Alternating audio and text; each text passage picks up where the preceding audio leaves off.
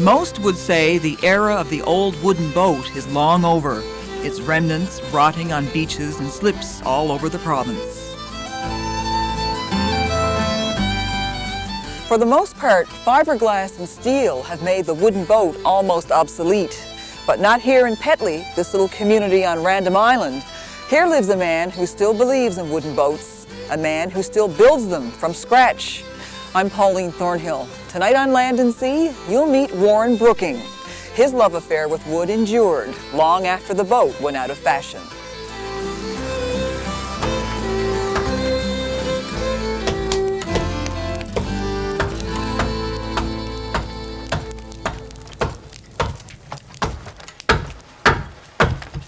Not only does Warren Brooking still build boats, he still builds them the old-fashioned way, from the stump up. The same way and with pretty much the same tools as his uncles did 60 years ago. Into the blood now, it is addicted. I'm an addict to this now, I can't quit. So something happens, I'm forced to. Oh yes. I rather do it out a meal than I would coming out here in the day. Yes, I got to get up in the morning, and the first thought is, what's the first thing I got to start? I do it there today. But you're almost 79 years old, Warren, after all. Oh yes, I realise the end is soon coming, you know, but I can't stop until they do come. Warren begins with a chunk of pine. He chops and planes till the pine takes shape, till he sees in the wood what he envisions in his mind. Yes, I got to take another small bit off here. Yeah. When Warren's satisfied, when the wood looks and feels right, he'll have a model of half a hull. And from it, he'll build a boat, exactly to scale. This 18-inch model will become an 18-foot motorboat. Well, this one, I just start this, but this is the one as made. This is a finished one. She's there in the shed behind you, look. Mm-hmm. That boat there you're looking at now, that's the same boat as that. Just as close as I could build her to it. And now that's a finished model. If you see the resemblance there now to that, tell me if it's like it or not. Well, it's hard to appreciate how something like this can come out of something like that. I can understand. I can understand that, yes. Well, that's the case, girl. That's what happens. All these little dots you see around here, that's measurements. And every one of these lines here, that's 6 inches apart. That model is made 1 inch to the foot. Simple if you know how to do it, and very few people do anymore. The old wooden boat and the old ways of building largely went out when the fiberglass boat came in, but not for Warren Brooking. So Warren, why would you build yourself a boat like this now? Well, the purpose of the boat was just for a bit of pleasure and foot fishery. And I promised a speedboat that I was using that she wasn't going to drown me. That's the big thing. I'm no smarter than I was 20 years ago. I'm getting slower. And there's no trouble for one of these speedboats to knock you overboard, so I just promised her she wouldn't do it. Well, what is it about the wooden boat? Oh, she's there. I don't know. She's like, when you get aboard of a wooden boat and gets a bit of ballast in her, she's there as firm as if you're on a rock in a wooden boat. But the other one is, I don't know, something about her. She don't seem stable somehow. I guess it helps too when you can build your own. Oh yes, I imagine it does. You know, our heritage, we haven't got the heritage we always had anymore. Nobody knows anything. Now that's brought out in a funny way, but like I said, nobody knows how to build a boat. The younger than me, there's very few younger than me, could take a piece of wood, make a model and build a boat from it. The years haven't shaken Warren's faith in wooden boats, or the engines he thinks belongs in them.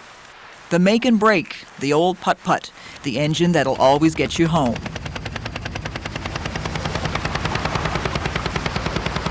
If you got a bit of inner tube, we used to have a bit of board now and then, and a spring out of a window blind, and a bit of line in your pocket, that's all you need, and whatever happened you could fix it, and you could always get in. If you broke off a trigger spring, you put your finger under the trigger. I've went miles and miles and miles and hand going like this, I'd be like a fellow with the palsy by the time I got where I was going, yes. But Warren's pride is the engine he calls his one-lunger. She's 16 horsepower and 50 years old. Warren bought her third hand the year he decided to get into boat building commercially. He's been using her to power his planer ever since. After 50 years, she's just as reliable now. The injector, you mightn't understand this language, but to somebody that knows what an injector is and how it works, was out of her once in 50 years. And she's dressed thousands of thousands of lumber, and more than that, perhaps millions of feet. Yeah. And when she'd get going and get heated up, she's as smooth as can be. Oh yes, she's right smooth. She just... Well, I'll show her to you the one's going. You speaks about old-fashioned ways. Yeah, I got an old-fashioned way of starting this, you know. He'd have to be some kind of a specialist to get this going the way that I gets it going. You'll see in a second. I'll light this now.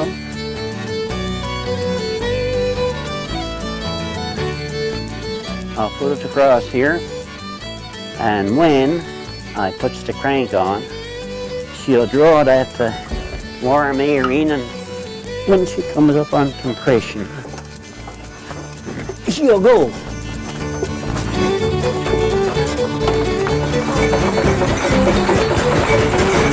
Okay.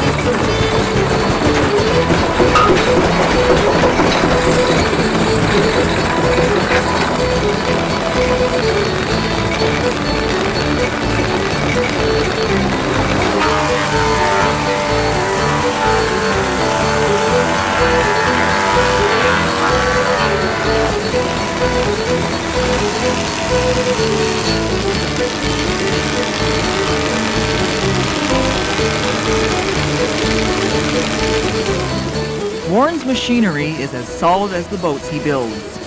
We'll see more of his work and meet the boat builder's wife when Land and Sea returns.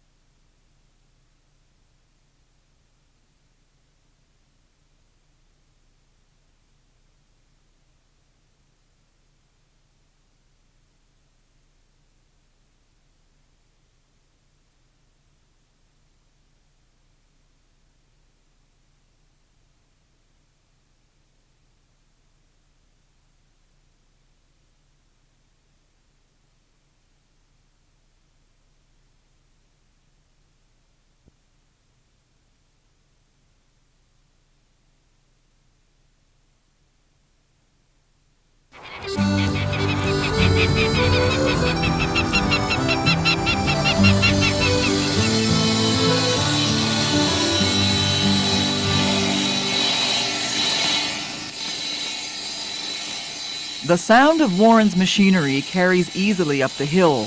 His wife Joan's been listening to it for years. Joan knows Warren will show up for his meals eventually. Her cooking always brings him home when he's hungry. But the rest of the time, she can find him in the boat shed. After he retired, he got more on his hands, really. Sometimes I tell him, he shouldn't be at it, but he don't want to hear it. He don't want to hear it. I believe it hurts when I tell him that. Do you ever worry about him down there with all those blades and things? I certainly do. Worries more than he know. But he'll, when I talk to him about it, he'll say, "Don't worry, girl. Don't bother trouble till trouble troubles you." And Warren's been lucky in the trouble department. In all the years he's been sawing and planing and chopping, he's never lost a finger. But he did come close to losing an eye once, just last spring, while working with this very saw. Well, I've got hit. I don't know if I broke my forward bones, not last spring one time, so you can call that something if you like to worry about. It's a piece of wood flew from the saw. Yes, and I just about got me. I was staggering for a minute or two, but I didn't fall down just the same. This is the way it happened, you see. When she cut there, she just turned it right in on herself, looked like that. And as she flicked it back, it rose. And it just went in between the glasses and the cap. And when I looked, I tried to look, I couldn't see for blood, The glasses was all full of blood. But by and by, I saw where the switch was, and I got my hand up and turned it off. But it was a hard smack, I tell you, yeah. But that's the piece that, just imagine it had struck me glass.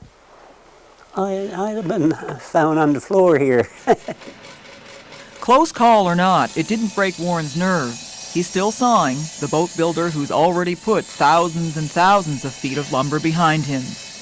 Warren's cut all the wood for the boats he's built over the years. His last big mill job was 8 years ago, when he cut the wood for his work in progress.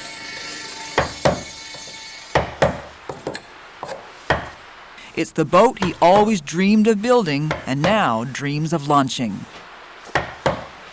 The As It Was, the boat that reminds Warren of the little schooner his father once fished aboard. I always wanted to sail about something like this, if I could get her. From the time I